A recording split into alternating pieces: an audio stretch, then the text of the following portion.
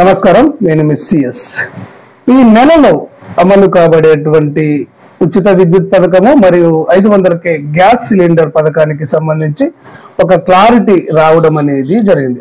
ఈ రెండు పథకాలు రేషన్ కార్డుతో ముడిపడి ఉన్నాయని, రేషన్ కార్డుదారులందరికీ ఈ పథకాలు వర్తిస్తాయని ప్రభుత్వం చెబుతూ వస్తుంది. నిజంగానే రేషన్ కార్డు ఉన్న వారందరికీ ఈ రెండు పథకాలు అందుతాయా అన్నది ఈ రోజు మీకు అందిస్తాను.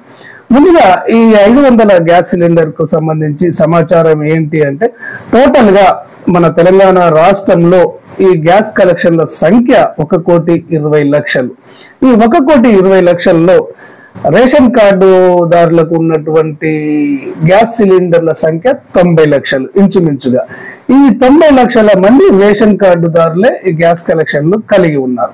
అయితే ప్రభుత్వం మాత్రము మొదటి విడతలో 39,50,000 మందికి మాత్రమే ఈ 500కే గ్యాస్ సిలిండర్లను అందిస్తామని స్పష్టం చేయడం అనేది జరిగింది. అంటే 90 లక్షల మంది రేషన్ కార్డు కలిగినటువంటి గ్యాస్ కలెక్షన్ల దారిలో నుంచి సగానికంటే తక్కువ మందికి ఈ గ్యాస్ సిలిండర్లను ఇవ్వడం అనేది జరుగుతుంది. వారికే ఈ పథకాన్ని వర్తింపజేయడం అనేది జరుగుతుంది.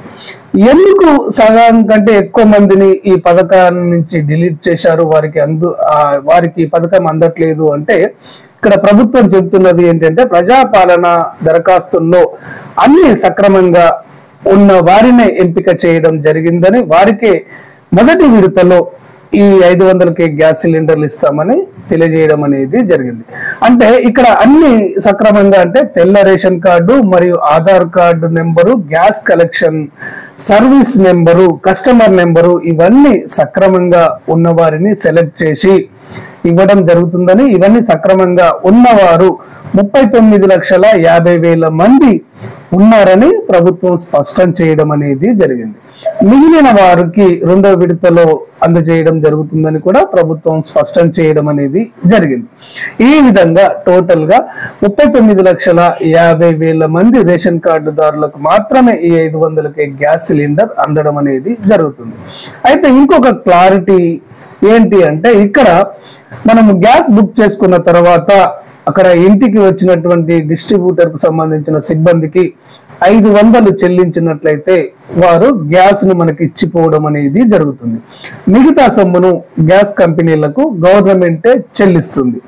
ఈ విధంగా ఈజీ పద్ధతిలో ఈ గ్యాస్ ను అందించడం జరుగుతుందని కూడా ప్రభుత్వం స్పష్టం చేయడం అనేది జరిగింది. ఇది గ్యాస్ కు సంబంధించినటువంటి పథకానికి. ఇక ఉచిత విద్యుత్ పథకానికి సంబంధించి ప్రజాపాలనలో దరఖాస్తు చేసుకున్నటువంటి వారిలో రేషన్ కార్డు కలిగి ఉండి 200 యూనిట్ల లోపు విద్యుత్తును వినియోగించే వారందరికీ కూడా ఈ ఉచిత విద్యుత్తును అందించడం జరుగుతుందని ప్రభుత్వం స్పష్టం చేయడం అనేది జరిగింది.